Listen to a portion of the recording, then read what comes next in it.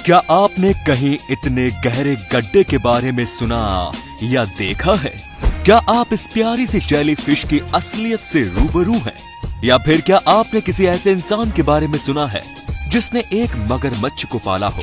अगर नहीं सुना तो कोई बात नहीं, बने रहिए हमारे साथ इस वीडियो के एंड तक। नंबर 5, आप लोगों ने कई सारे जीव की प्रजाति और वंशज के बारे में तो जान लिया है, लेकिन क्या आपने कभी हाथी जैसे विशाल जानवर के बारे में नहीं सोचा कि आखिर इनके वंशज कौन थे?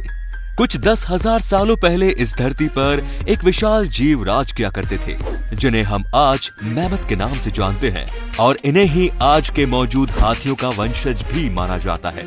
लेकिन आज के हाथियों के मुकाबले मैमथ के शरीर पर बहुत ज्यादा बाल हुआ करते थे, और जहाँ तक बात रही दांतों की, तो वो भी आज के हाथियों के मुकाबले बहुत बड़े होते थे। ये जीव अक्सर साउथ अमेरिका और साइबेरिया जैसे देशों में पाए जाते थे।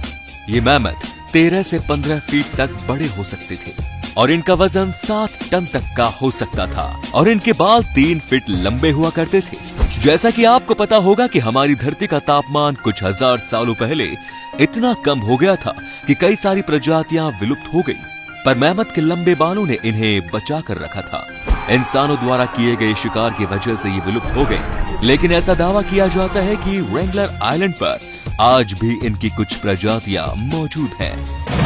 नंबर 4, आमतौर पर हम या आप पालतू जानवर के लिए एक प्यारी सी बिल्ली या एक डॉगी पेट के बारे में ही सोचेंगे, लेकिन जापान का ये इंसान नोबुमुत्सु मुराबायाशी, जिसकी उम्र तकरीबन 65 साल की थी, इसने पालतू जानवर के नाम पर एक 6 फुट 8 इंच लंबा क्रोकोडाइल का बच्चा पाला, जो कि वजन के मामले में 46 किलो का था।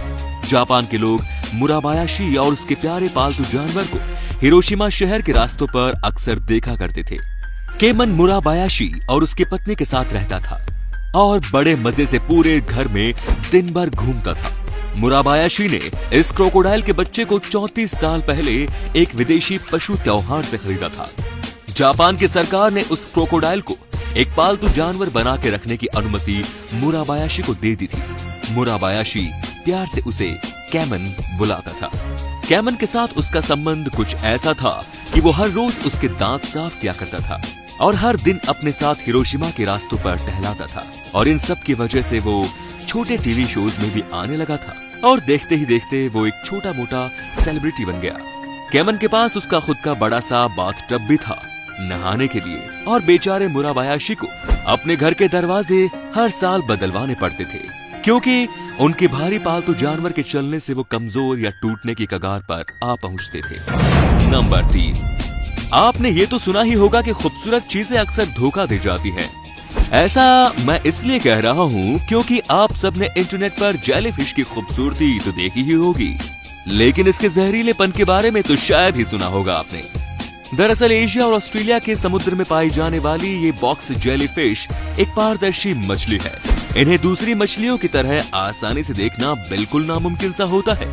ये मछली नेमेटोसिस्ट नाम के खतरनाक जहर को पैदा करती है, और इंसानों पर इस जहर का असर कुछ इस तरह होता है कि उनका दिल काम करना बंद कर देता है और धड़कनें रुक जाती हैं। अगर गलती से ये जेलीफिश किसी इंसान को काट ले तो उतने दूर की चमड़ी में चुभन और काफी जलन सी होने लगती है। आप ये जानकर हैरान रह जाएंगे कि इस जेलीफिश को 2 मिनट में 50 इंसानों को मौत की घाट उतारने में भी कोई परेशानी नहीं होगी।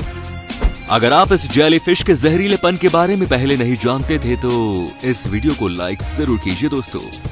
अंत में है नंबर 1, ऐसे बहुत कम ही लोग होते हैं जो अपनी जिंदगी में कई सारी हार देखने के बाद भी हिम्मत नहीं हारते और आगे कामयाबी की ओर अपनी मेहनत जारी रखते हैं। 1858 में कुछ कैदियों ने पानी की तलाश में खुद अपने हाथों से गड्ढा खोदना चालू कर दिया, और 2 साल की मेहनत के बाद भी उन्हें पानी नसीब नहीं हुआ। लेकिन उन कैदियों ने हार न मानकर फिर से अलग अलग चारों दिशाओं में खुदाई करना शुरू कर दिया, लेकिन बदकिस्मती से उन्हें तब भी पानी नसीब नहीं हुआ।